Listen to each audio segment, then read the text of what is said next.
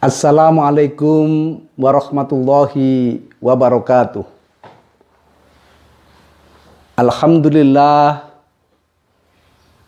puja dan puji syukur kehadirat Allah Subhanahu wa Ta'ala yang telah memberikan kita sekali lagi nikmat selalu sepanjang kehidupan kita masih ada. Nikmat Allah selalu hadir walau tanpa diminta. Salawat dan salam senantiasa kita sampaikan pada baginda Rasulullah Muhammad sallallahu alaihi wasallam. Allahumma sholli wa sallim wa barik ala Muhammad. Tentunya kita memahami bahwa di dalam bulan Ramadan ini merupakan salah satu bulan untuk melatih diri. Melatih untuk disiplin melakukan kebaikan yang diperintahkan oleh Allah Subhanahu wa Ta'ala. Tidak ada hal yang terindah di dalam hidup ini kecuali mampu menjalankan perintah Allah dan menghindari larangannya. Karenanya puasa telah memberikan pelajaran kepada kita untuk disiplin waktu, sehingga kita akan terbiasa untuk melakukan hal-hal yang bersifat efektif, yakni kita bisa melakukan sesuatu tepat waktu dan efisien. Kita bisa melakukan sesuatu dengan pembiayaan yang sangat rendah, tetapi hasil tetap optimal. Karenanya mari kita meningkatkan disiplin kita, karena sesungguhnya Allah Subhanahu wa Ta'ala di dalam sebuah hadis menyebutkan wa anna ahabbal a'mali ilallahi adwamuha wa inqala. Dan sesungguhnya amal yang paling dicintai oleh Allah adalah amal yang istiqomah, walaupun itu kecil. Bahasa Inggris menyatakan little is beautiful, kecil itu indah. Little is power, kecil itu memiliki kekuatan. Karena dari hal yang kecil akan bisa menjadi besar kalau itu dilakukan secara berturut-turut dan konsisten. Sebagaimana sapu lidi adalah terkumpulnya lidi-lidi hal yang kecil dan hal yang mudah patah dan lemah. Tetapi terkumpulnya lidi yang kecil-kecil itu yang kemudian diikat, maka menjadi sebuah kekuatan yang besar. Sama halnya gunung, dari hal-hal yang kecil akan menumpuk kerikil menjadi batu dan membesar menjadi gunung. Kecil-kecil lama-lama akan menjadi bukit. Inilah amal yang paling dicintai oleh Allah Subhanahu wa Ta'ala. Jadi bukan karena besarnya, tetapi karena rutinitasnya. Karena itu apa saja yang Allah didik di dalam bulan Ramadan ini yang harus kita amalkan menjadi kebiasaan tatkala nanti kita meninggalkan Ramadan. Yang paling tampak tambahan ibadah yang tidak ada di luar Ramadan adalah melaksanakan sholat tarawih. Sholat tarawih, sholat yang sangat menggembirakan. Karena dilakukan pada bulan Ramadan dan Allah berikan pahala yang sangat berlipat. Karenanya, bila kita sudah terbiasa melakukan sholat tarawih, itu kita bawa di dalam kehidupan kita pasca Ramadan. Kita lakukan disiplin sholat.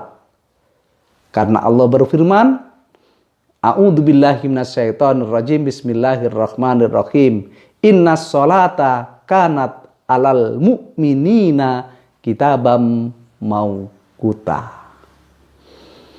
Sesungguhnya sholat ditetapkan, diwajibkan bagi orang-orang yang beriman dengan waktu-waktu yang tetap, waktu yang sudah diatur oleh Allah Subhanahu wa Ta'ala. Allah berikan refreshing spiritual ketika kita bangun di waktu subuh. Allah hanya bebankan sholat 2 rakaat dalam rangka untuk membangun semangat spiritual dan menghidupkan sendi-sendi di dalam tubuh kita. Lalu ketika kita sudah beraktivitas, sudah banyak tenaga yang kita keluarkan, dan bisa saja kita telah letih, maka kita menghadapi lagi sholat yang bernama sholat duhur. Allah berikan sholat duhur ini 4 rakaat. Sungguh memang ini lebih berat sholatnya daripada sholat duhur, sholat subuh. Karena apa? Allah berikan rakaat yang banyak ini, dan ingat, pada sholat duhur tidak ada ucapan-ucapan, bacaan-bacaan sholat yang dikeraskan. Ini artinya bahwa masalah-masalah di dalam kehidupan yang selama ini kita alami tidak perlu kita perdendangkan agar orang lain mendengarkan. Dan begitu juga ketika sholat ini, bacaan-bacaannya yang tidak dikeraskan menandakan bahwa fokuslah kepada pikiran dan hati, bukan pada lisan. Karena masalahmu banyak, tidak cukup diselesaikan dengan lisan, tetapi selesaikanlah dengan pikiran dan dengan hati kita. Tidak ada sesuatu yang sulit ketika kita mengadu kepada Allah, dan itu kita adukan dengan sholat duhur sebagai puncak dari beban kehidupan manusia seiring keberadaan matahari berada di atas kepala kita. Begitu juga sholat asar. Allah berikan 4 rakaat dan sama dengan duhur.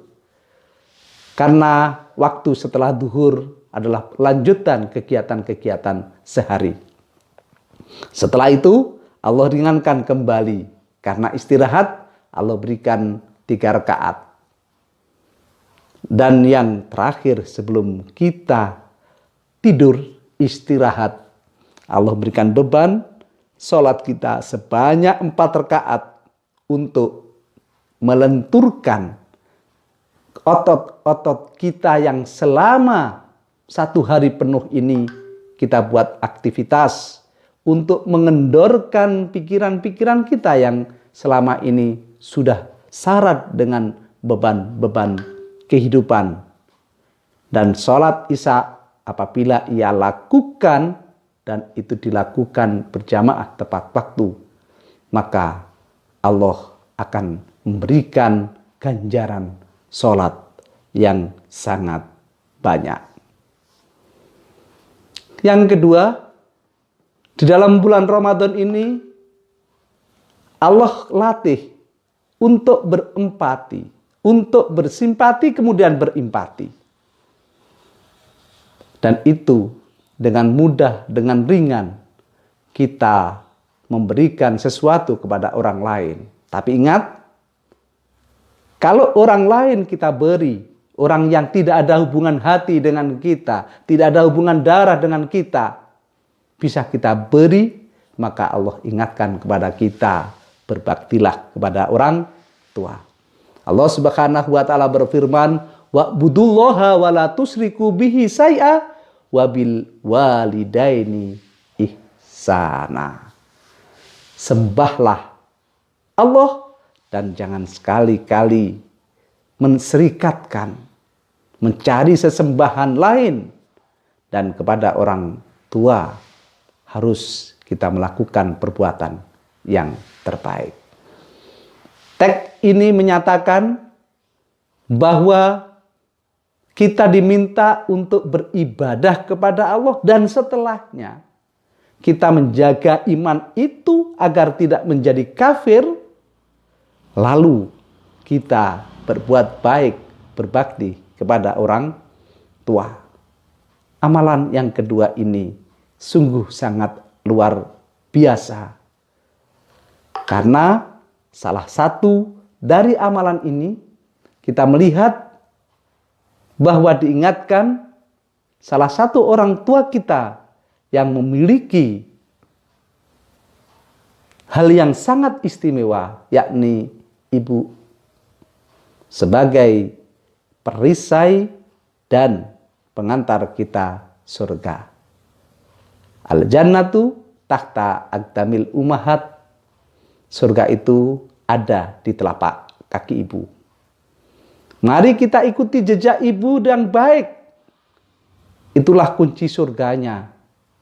Berarti menjadi ibu yang baik yang akan diikuti oleh anak-anaknya, dan kewajiban kita untuk mengikutinya itulah yang akan dicintai oleh Allah dan akan masuk ke dalam surga Allah Subhanahu wa ta'ala. Dan yang ketiga, amalan yang dicintai oleh Allah Subhanahu wa ta'ala, walaupun itu kecil, tetapi sangat tampak di hadapan kita, maka kita wajib untuk melakukan sesuatu. Maka kita harus bersungguh-sungguh melakukan jihad, artinya sungguh-sungguh. Sungguh-sungguh itu adalah kita melakukannya dengan mengoptimalkan segala daya kita dan fokus tujuannya hanya kepada Allah Subhanahu wa ta'ala. Dalam sebuah hadis Rasulullah Shallallahu alaihi wasallam bersabda, "Man ra'a minkum munkaron falyughayyirhu biyadihi, fa illam yastati fa bilisanihi, fa illam yastati fa biqalbihi, wa dzalika adful iman." Barang siapa yang melihat sesuatu kemungkaran, ketidakbaikan, baik itu di hadapan Allah maupun di hadapan manusia, maka kita wajib mengubahnya. Melakukan perubahan. Ya, tentunya yang pertama adalah dengan tenaga kita, dengan power kita. Artinya power, tenaga, tangan adalah kita ada pada kedudukan mana. Bila kita seorang penguasa, maka gunakan kekuasaan itu merubah kebaikan. Bila kita seorang guru, maka ubahlah mental-mental anak kita, anak didik kita untuk melakukan hal-hal yang baik, tunjukkan jalan ke surga. Dan bahkan salah satu tanda keimanan seseorang adalah ketika melihat duri, singkirkanlah. Maka tentunya menyingkirkan ini adalah dengan tangan.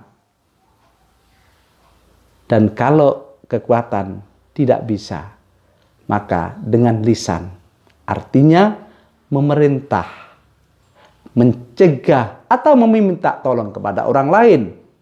Memberitahukan bahwa ada sesuatu kemungkaran yang harus diubah atau disingkirkan. Lidah kita gunakan untuk memprovokasi orang melakukan kebaikan. Karena kebaikan yang kita ajarkan kepada orang lain dan itu dilakukan, kita dapat pahala darinya. Dan kalau sudah tidak lagi lidah tidak mampu bicara, maka hatilah yang berbicara. Berdoalah walaupun ini sejatinya lemah iman, tetapi setidaknya Kita memohon ampunan kepada Allah, memohon pertolongan kepada Allah agar kemungkaran itu atas kuasa Allah bisa diubah. Karenanya, pemirsa yang dirahmati oleh Allah Subhanahu wa Ta'ala, mari kita lakukan hal-hal yang kecil yang rutin.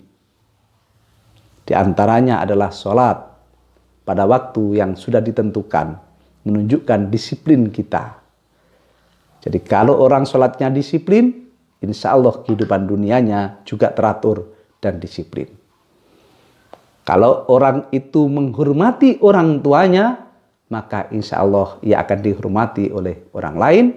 Dan kalau seseorang itu senantiasa berbuat baik dan mencegah kepada kemungkaran, insya Allah akan diberikan jalan terang dalam kehidupannya. Semoga Ramadan telah mendidik dan memberikan pembelajaran kita, pembiasaan untuk melakukan hal-hal yang kecil yang itu dicintai oleh Allah Subhanahu wa Ta'ala. Barakallahu fikum. Assalamualaikum warahmatullahi wabarakatuh.